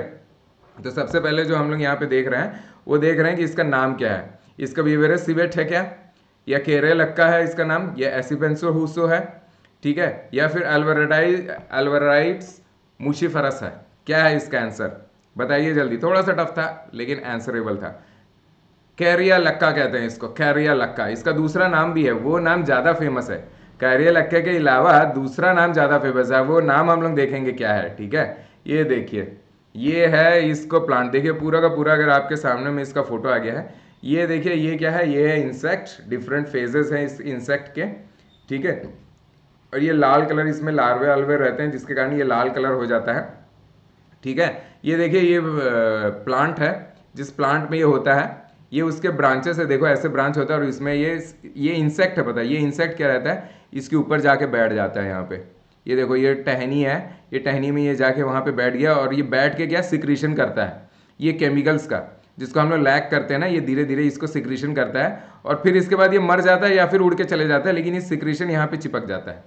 ये सिक्रीशन जो है ये यहाँ पे पूरा का पूरा ऐसे करके चिपक जाता है, और चिपकने के बाद क्या है, लकड़ी में चिपका रहता है। फिर हम लोग जाते हैं, ये लकड़ी को ऐसे देखो काट के हम लोग निकाल देते हैं, इसके ऊपर में ये पूरा अटैच है। कभी कभी कीड़े जो रहते हैं ना, ये वाले जो कीड़े हैं, जो कैरोफिला लक्का है, ये इसमें इसके अंदर में ही रहते हैं, फिर उसको हम लोग को थोड़ा प्रोसेस करना होता है, ठीक है। फिर ये काट के निकालते हैं, कैसे प्रोसेसिंग करते हैं देखिए, डिफरेंट कलर्स है हम लोग, बस जो कलर का आपको चाहिए वो कलर का हम लोग इससे प्यूरिफाई करने के बाद उस कलर से हम लोग इसको बना सकते हैं। इसका मोमबत्ती टाइप का आता है, पता हमारे पास एक मोमबत्ती टाइप का आता है, तो मोमबत्ती से लेके हम लोग करते हैं एग्जाम में, अभी भी हम लोग जब करते हैं सीलिंग वीलिंग करना होता है जब हम लोग को, तो हम लोग ये यही चीज़ को लेके करते हैं, ठीक है। तो ये है हमारा एनिमल, ये है हमारा इंसेक्ट जो लैक बनाता है, जो रेजिन बनाता है, उसी से शलक बनता है, जिससे हम लोग का क्या कहते हैं, एंट्री कोटेड टैबलेट्स बनते हैं, ठीक है। तो ये देखिए, अब हम लोग क्या करते हैं, इसके हम लोग उस पे चलते हैं एग्जाम्पल। देखिए हम लोग जो मैक्सिमम जो लोकल जिससे हम लोग इसको जानते हैं, वो लैसिफर लक्का के नाम से जानते हैं। लैसिफर लक्का, ये थोड़ा समझने में भी, याद रखने में भी थोड़ा ईजी रहता है। असली में जो है ना, इसका इसको कैरिया लक्का कहते हैं। ये जो है इसका एक सिनोनिम टाइप का है जो हम लोग यूज़ करते हैं। तो शेलक क्या है, shellac is a resin secreted by the female lac bugs on the trees of the forest. Shellac is spread from the bark of the trees where the female lac bug is there. वहां से ये निकलता है और ये secrete करता है, it is in the form of tunnel shape. ये टनल शेप में क्या होता है, लकड़ी है ना, लकड़ी के ऊपर में तो ये है, फॉर एग्जाम्पल ये हमारा लकड़ी है, ठीक है, ये हमारी लकड़ी है, तो इसके ऊपर में ही तो है, ये इसके ऊपर में पूरा कवर कर देता है। तो लकड़ी सूखती है और लकड़ी को खींच के निकाल देते हैं, तो ये क्या एक टनल शेप का ट्यूब में रहता है, ठीक है। एक टनल टाइप का ये बाहर में हम लोग को मिलके बनता है। अभी तो जो मैंने दिखाया था वो प्रोसेसिंग के बाद का दिखाया था आपको, ये क्या टनल के फॉर्म में रहता है। तो ये ट्रांसफर, ये ब्रांचेस में पूरे के पूरे फैला रहता है, ठीक है। तो इनसे suck the SAP, SAP tree का सैप को इन लोग सक करते हैं, चूसते हैं, और फिर उसके बाद इन लोग सिक्रीट करते हैं स्टिक लैक। डंडे के ऊपर में ये लैक को सिक्रीट करते हैं, इस कारण इसको क्या कहते हैं, स्टिक लैक कहते हैं। शेलक में हम लोग आखिरी में आएंगे, शेलक क्या होता है। अभी हम लोग सबसे जाते हैं, ये स्टिक लैक होता है, ऑलमोस्ट कॉन्स्टेंटली उसी टाइम बनाता है। थाउजेंड ऑफ लैक इंसेक्ट, बहुत सारे हजारों लाखों कॉलोनाइज करते हैं ब्रांच में जो उसका होस्ट ट्री होता है, और ये रिजनस पिगमेंट को सिक्रीट करता है। और इस कोटेड ब्रांचेस जो ट्री को हम कट करके निकालते हैं, तो हम इसे स्टिक लैक कहते हैं, क्योंकि डंडा अभी भी है उसमें, इसलिए हम इसे स्टिक लैक कहते हैं, ठीक है। फिर ये हार्वेस्टेड स्टिक लैक को हम लोग क्रश करते हैं, तोड़ फोड़ देते हैं, और उसको सीव करते हैं, डंडा वंडा को, इंप्यूरिटीज को बाहर निकाल देते हैं। सीव करने के बाद ये मटेरियल को निकालते हैं, उसको रिपीटेडली वॉश करते हैं कि इंसेक्ट को बाहर, क्योंकि इंसेक्ट पूरा का पूरा होगा या उसके पार्ट रहेंगे, उसके पाँव पंख सब रहेंगे और अदर मटेरियल लकड़ी के पार्ट, वो सब को हम लोग इसमें रख देते हैं। अब रिजल्ट जो अब क्लीन करने के बाद डंडा वंडा हम लोग बाहर निकाल दिए, वो सब जब होने के बाद ये थोड़ा बहुत जब क्लीन हो जाता है ना, तब हम लोग उसको क्या कहते हैं, सीड लैक कहते हैं। We say it seed lac. The prefix seed refers to the shape, इसका ना सीड के टाइप का होता है, पैलेट के फॉर्म में रहता है, तो हम इसे सीड लैक कहते हैं। अब इसको हम लोग क्या करते हैं, फर्दर ट्रीटमेंट करते हैं सीड लैक को, उसमें अभी भी 3% इंप्यूरिटीज रहते हैं, ठीक है। Is processed into shellac. जब पूरा उसका जो इम्प्योरिटीज को हटा देते हैं बाई हीट ट्रीटमेंट और बाई सॉल्वेंट एक्सट्रैक्शन, तब हम उसे क्या कहते हैं, शेल लैक। और यही लैक को तो हम लोग डायरेक्ट यूज करते हैं, लाल कलर का रहता है लैक, इसको तो हम लोग डायरेक्ट यूज करते हैं क्या बोलते हैं, सील करने के लिए, और नेल पॉलिश में, लिपस्टिक्स में, और बहुत सारे कॉस्मेटिक्स में हम लोग इसको डायरेक्ट यूज करते हैं। इसका फर्दर प्रोसेस करके सीड लैक और शेल लैक बना के हम लोग इसको फार्मास्यूटिकल यूजेस भी होते हैं। फार्मास्यूटिकल यूजेस यानी टैबलेट्स में, और जो एंट्रीकोटेड टैबलेट क्या होता है, एंट्रीकोटेड ऐसे होते हैं ना जो स्टमक में, उसके ऊपर में ये शेल लैक का एक टैबलेट के ऊपर में, जिस तरीके से आप लाल कलर का आप कभी कभी देखे होगे, शुगर कोट कर देते हैं बच्चे आराम से खा लेंगे, उनको जो कड़वापन है वो ना फील हो, तो उन लोग क्या, हम लोग शुगर कोट कर देते, उसी तरीके से ना शेल लैक को कोट कर देते हैं। शुगर कोटिंग होता है स्वीटनेस के लिए, शेल लैक होता है उसको प्रोटेक्ट करने, जो स्टमक में कॉन्सेंट्रेटेड वेरी एसिडिक पीएच में जो HCl सब रहता है उससे प्रोटेक्ट करने। कभी कभी क्या होता है, मैक्सिमम जो हम लोग के जो ड्रग्स होते हैं वो स्टमक में जाके ना डीनेचर्ड हो जाते हैं, वो खराब हो जाते हैं, क्योंकि HCl उन्हें खराब कर देता है। तो इसका जो हमारे जो बहुत से ड्रग होते हैं ना, उसका स्टमक में जरूरत नहीं होता, इंटेस्टाइन में जरूरत होता है। तो इस केस में हम लोग क्या करते हैं, टैबलेट को ऐसे केमिकल से कोट कर देते हैं कि वो हाइड्रोलाइज होता ही नहीं है, डाइजेस्ट होता ही नहीं है स्टमक में, वो डायरेक्ट इंटेस्टाइन में चले। इंटेस्टाइन में पीएच बेसिक रहता है, तो वहां जाके हम ऐसा टाइप का शेल लैक को करते हैं कि वो बेसिक पीएच में वो जाके डिजोल्व हो जाए। ठीक है, अब ये देखिए, ये एक और क्वेश्चन है, ये भी थोड़ा सा डिफिकल्ट है, लेकिन अगर हम इसको पूरी तरीके से देखेंगे ना, एक एक पॉइंट को इसको पढ़ लेंगे, तो हम लोग को इसमें ना ज़्यादा दिक्कत नहीं होगा, इजिली पहचान सकते हैं।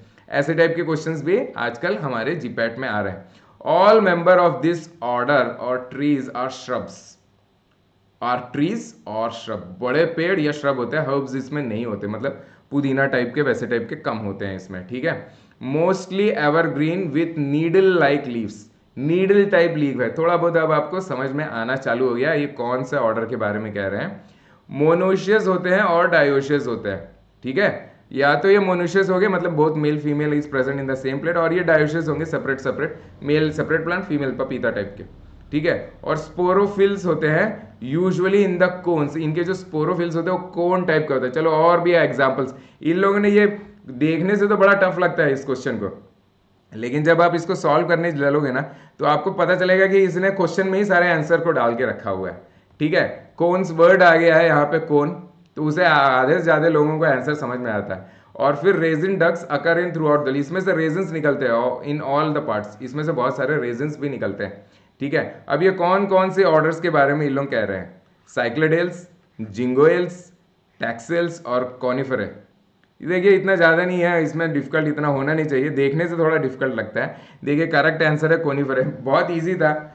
अगर आप ये कोन देख लोगे ना, यहाँ पे कोन लिखा है, बच्चे देखते नहीं, क्वेश्चन को अच्छे से पढ़ते नहीं है, ये कोन्स को ही देख लोगे तो आपको पता चल जाएगा ये कहाँ से निकल के आया है, पता, from where it has come, ये आपको वहीं से पता चल जाएगा। ठीक है, तो ये है, ये देखिए जो नीडल शेप्ड है, नीडल शेप, देखिए मैं फोटो दिखाता हूँ, ये देखो फोटो देखोगे अगर आप, तो आपको जो और अच्छे से ये समझ में आ जाएगा कि ये क्या है। देखिए यहाँ पे क्या हो रहा है, यहाँ पे देखिए नीडल शेप्ड लीव्स हैं, लीव्स तो लीव टाइप लग नहीं रहे हैं, ये तो अलग ही टाइप हो गया, क्योंकि यहाँ पे क्या होता है आइस वाइस आता है ना, तो उतने खुले हुए नहीं रह सकते। इनके में देखिए ये कोन शेप के रहते हैं, ये कोन, इसके अंदर में स्पोरोफिल्स रहते हैं, इसके अंदर मीठे चीज़ें भी रहती है जिसको खा सकते हैं लोग। ठीक है, और ये सब जो ऐसे जगह में होते हैं ना, जो पहाड़ों वहाड़ों में होते हैं ऐसे वाले पौधे, शिमला में जाओगे, उत्तराखंड में जाओगे, हिमाचल प्रदेश में जाओगे, यहाँ बहुत जगह जैसे हिल स्टेशंस होते हैं, वहाँ पहाड़ों में जाएंगे तो कोई भी शहर में अगर कोई हिल स्टेशन वहाँ जाओगे तो वहाँ पे भी ऐसे पेड़ मिल जाएंगे। ठीक है, तो ये है इसके कैरेक्टर्स। अब हम इसके बारे में बहुत सारा, मैंने इसके बारे में एक्सप्लेनेशन लेके आया हुआ है। जो कोनिफर्स हैं they are cone bearing plant cells होते हैं, देखिए वहाँ से आए हैं, cone bearing plant cell of the subset of gymnosperm, scientifically they are the division of pinophyta. ठीक है, ऑल्सो नोन एज कोनिफराइटा और कोनिफरे। ठीक है, तो ये हम लोग ने पहले मैक्सिमम चीज़ को हमने क्लियर कर दिया। और ये जो होता है division consist of single extent class, इसको पिनोप्सिडा भी कहते हैं, जो इसके अंदर का जो एक सिंगल क्लास रहता है। ठीक है, ये पेरिनियल वुड जो प्रोड्यूस करते हैं वैसे टाइप के होता है सेकेंडरी ग्रोथ। इसके एग्जाम्पल है सिदर्स, साइप्रसेस, फर्स, Juniper, Carry, larch, pine, hemlock, redwood, spruce और यूज। ये सब जितने भी, यू ट्री कहाँ है, चलो बताओ कहाँ से आया है, वो सब भी देखोगे तो आप लोगों को पता है पैक्लिटेक्सेल वहाँ सबसे आया हुआ है। तो ये देखो ये सब प्लांट्स होते हैं जो बहुत इंपॉर्टेंट, बहुत बड़े बड़े प्लांट होते हैं, बहुत हद से ज़्यादा बड़े बड़े होते हैं। अब चलिए हम ये पिनोफाइटा डिविजन्स में देखते हैं, इसमें क्या क्या रहते हैं। 8 फैमिलीज है, 68 जनरा है और 62 लिविंग स्पीशीज है। 62 629 सॉरी 629 लिविंग स्पीशीज है। इसके अंदर में कौन कौन से फैमिली आते हैं? पाइनेसी आता है, ठीक है, और ये आते हैं, सो मेनी आर देयर, ठीक है। इसमें से हमने जो बड़ा टेक्सेसी देखा है, तो आपको समझ में आएगा कौन से प्लांट का मैंने आपको एग्जाम्पल बताया है, ठीक है। कौन कौन से इसमें से इंपॉर्टेंट जो प्लांट्स है वो देखिए, टक्सस बकाटा है हम लोग का, टेक्सोल वेक्सोल, पाइनस सिल्वेस्ट्रा, पाइनस प्लांट का कुप्रेसी सुपरवेरेंस है, वहाँ सबसे आते हैं। और ये एवरग्रीन रहते हैं, कॉनिफर्स रहते हैं, लॉन्ग रहते हैं, नीडल शेप्ड इनके लीव्स होते हैं, जो इनके लीव्स होते हैं वह इस तरीके से ये चेंज हो गया। और सारे जो कैरेक्टर्स है वो मैंने आप लोगों को पहले से ही बताया हुआ है। इसमें जो सेकेंडरी मेटाबोलाइट्स रहते हैं जो बहुत सारे, वो पैथोजेंस को हेल्प फाइट करने के लिए होते हैं, प्लांट डिफेंस के लिए होता है। इसको जो कोन्स रहते हैं ना, कोन्स को स्ट्रोबिलस कहते हैं, ठीक है। और ये कोन्स क्या होते हैं, 4 महीने से लेके 3 साल तक लगते हैं वो कोन्स को बड़े होने, उसको तोड़ते हैं। अब देखे होंगे यूट्यूब में जाके देखिएगा, वो कोन्स को तोड़ के उसमें से पार्ट को निकालते हैं, और सेंटर में ना कुछ मीठा पार्ट रहता है इसमें, ठीक है। 3 मेजर फाइटोकेमिकल ग्रुप्स होते हैं इसमें, टर्पेनॉइड्स होते हैं, एल्कलॉइड्स होते हैं, पॉलीफेनॉल्स होते हैं, फ्लेवोनॉइड, प्रोएंथोसिन, लिग्नेंस, स्टिल्बीन्स, ये सारे इसमें होते हैं, ठीक है। तो ये सारे चीज़ें हैं जो मैंने आपको लगभग इसके बारे में मैक्सिमम आपको मैंने बता दिया। अब चलिए एक बहुत इजी क्वेश्चन है, ये क्वेश्चन को हम लोग करके देखते हैं कैसा है। ये जो क्वेश्चन है ये भी 2019 का एक क्वेश्चन है। थोड़ा सा अपन पानी पी लेते हैं, ठीक है, वेट फॉर ए वाइल।